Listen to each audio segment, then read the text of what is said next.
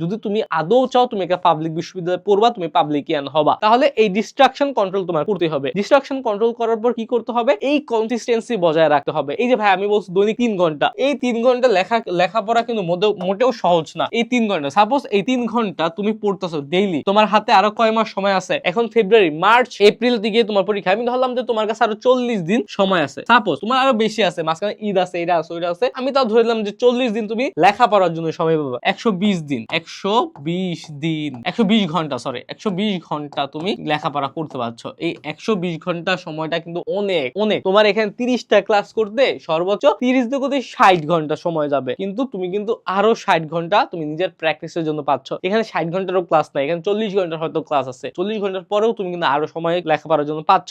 যারা কোর্সে নেই এখনো এনরোল হয়ে যাও, এই কোর্সে নিয়ে তারপর কনসিস্টেন্সিটা বজায় রাখো, হার্ড ওয়ার্ক করো, ইনশাল্লাহ একটা সিট হবেই। ওকে, যারা আদৌ মন থেকে চাচ্ছ যে পাবলিকে পড়ার, তোমরা কিন্তু মিস করো না, কোর্সে ভর্তি হয়ে যাও আর নিজের মতো করে লেখাপড়া করো ভাইয়া। কেউ কারো না, নিজের লেখাপড়া নিজের করা লাগবে। সলো লার্নিং সবসময় করার চেষ্টা করো। ওকে, তাহলে সকলে সুস্থ থাকো, ভালো থাকো। আজকের ভিডিওটা এই পর্যন্ত থাকলো, আবার দেখা হবে। আসসালামু আলাইকুম।